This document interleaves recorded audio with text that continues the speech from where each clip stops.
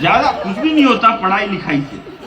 वो मेरे एक दोस्त की तो 1 करोड़ की लॉटरी निकल गई। तो पत्रकार ने उससे पूछ लिया, भाई 1 करोड़ की लॉटरी कैसे निकल गई? बोला, भाई साहब मेरा बर्थडे आता है 4 तारीख को और मेरा लकी नंबर है 6, तो मैंने 6 को 4 से इंटू किया, गुणा करते ही 28 आया, मैंने 28 लगा दिया तो 1 करोड़ की लॉटरी निकल गई। तो पत्रकार बोला, बेवकूफ, 6 चौक का तो 24 होता है। बोला, पढ़ा लिखा होता तो फिर मेरे 1 करोड़ निकलते क्या? लॉजिकली बात। याकूब मेनन को फांसी हुई तो इस देश का पढ़ा लिखा मीडिया बोले याकूब मेनन को गलत फांसी पे लटका दिया। याकूब मेनन के साथ अन्याय हुआ। याकूब मेनन जब फांसी पे लटक रहा था तो उसको अंतिम समय में उसकी 17 साल की बेटी से नहीं मिलने दिया गया। ये बहुत दुखद बात है। ये कौन बोला? ये देश का पढ़ा लिखा मीडिया बोला। तो फिर उसके बाद मैं बोला, मैंने कहा एक बात बताओ रे चोटों, जो आदमी 22 साल से जेल में बंद है, बहुत अच्छे, उसके 17 साल की बेटी कौन सी वेबसाइट से डाउनलोड करते हो यार? कमाल है। अरे बढ़िया, क्या ज्यादा पढ़ा लिखा होने से कुछ भी नहीं होता और ज्यादा अमीर होने का भी कोई फायदा नहीं है। माहेश्वरी समाज वालों, अमीर आदमी वो नहीं होता जिसके घर के बाहर 10 BMW खड़ी हो। अमीर वो भी नहीं होता जिसके पास 1000 एकड़ की संपत्ति हो। और अगली लाइन पर पूरे सदन के दोनों हाथ आकाश की फिजाओं में लहरते हुए देखना चाहता हूं मैं। आपको अच्छा लगे दोनों हाथ ऊपर उठा के बजाना, नहीं अच्छा लगे नीचे करके बजा देना। बजानी ताली है, बाकी कुछ भी नहीं करना। अमीर आदमी वो नहीं होता जिसके घर के बाहर 10 BMW खड़ी हो। अमीर वो भी नहीं होता जिसके पास 1000 एकड़ की संपत्ति हो। जिस घर के बाहर बच्चे और बुजुर्ग मुस्कुराते हुए मिले, समझ जाओ वही घर अमीरों का है। भाई बहुत अच्छे, जिंदाबाद। और 4 पंक्तियां आपके भगवान महेश के लिए, माहेश्वरी समाज के लोगों के लिए मैं पढ़ना चाह रहा हूं कि वो पृथ्वी में गगन में, वो है आग में समीर में। कौन होता है माहेश्वरी? इस सदन में आप लोग बताना कि पृथ्वी में गगन में, वो है आग में समीर में। गंगा की लहर लहर में, वही है नीर नीर में। कृपाण में, पिनाक में, त्रिशूल में, तुणीर में। वो छंद में, रुबाई में, वो सूर में, कबीर में। सजा लिया है पुष्प मैंने आरती के थाल का, मैं भक्त महाकाल का, मैं भक्त महाकाल का। जिंदाबाद, बहुत अच्छे। अच्छा, क्या सर दिमाग से काम करना पड़ता है? मेरे को मालूम है माहेश्वरी बैठे हैं तो शंकर भगवान की जैन होते तो मैं महावीर जी की सुनाता। ये बढ़िया बात है।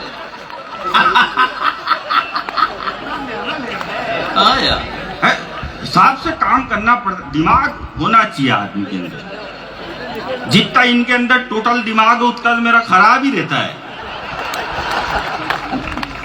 और मैं तो एक दिन एक दुकान पे गया, मैंने दुकानदार से कहा, मैंने कहा भाई साहब एक काम करो 5 किलो चावल दो।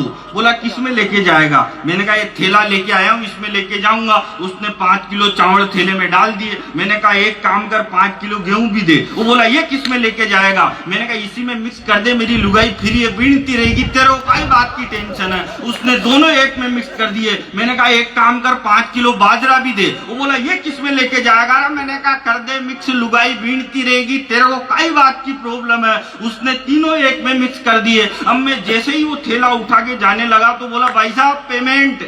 मैंने कहा पेमेंट अगली साल। बोला मैं उधारी में नहीं करता धंधा। मैंने कहा नहीं करता तो तेरा माल वापिस पकड़, अपने वो खाई बात की टेंशन है यार। बहुत अच्छे,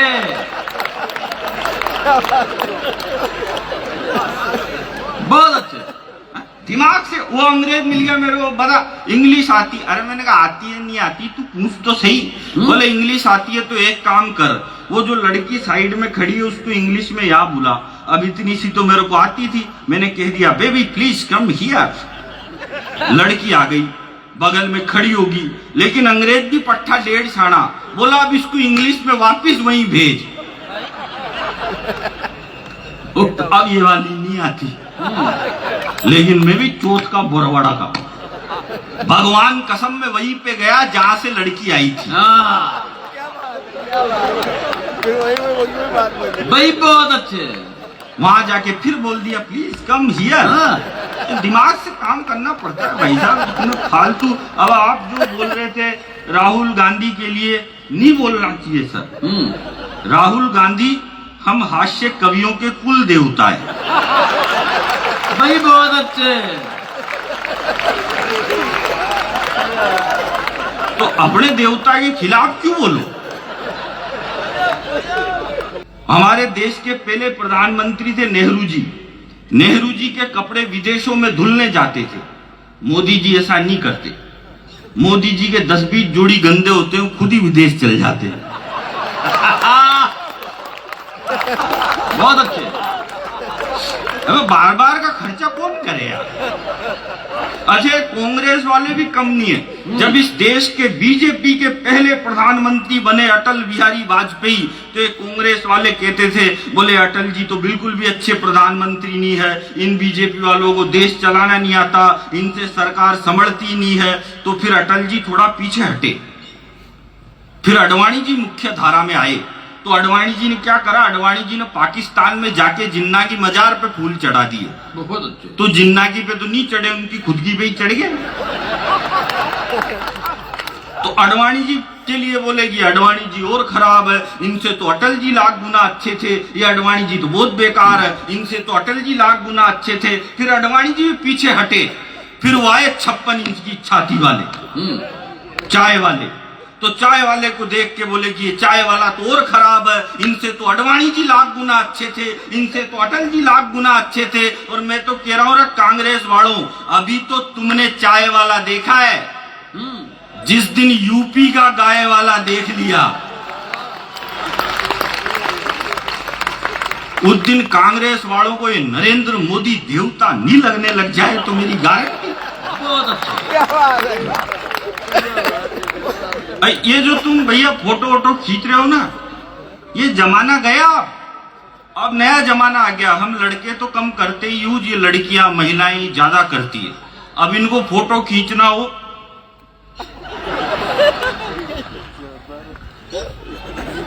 आप ढंग से देखना, सेल्फी खींचते टाइम लड़कियों का और बीड़ी पीते टाइम गांव के बूढ़े डोकरों का मुंह एक जैसा हो जाता है।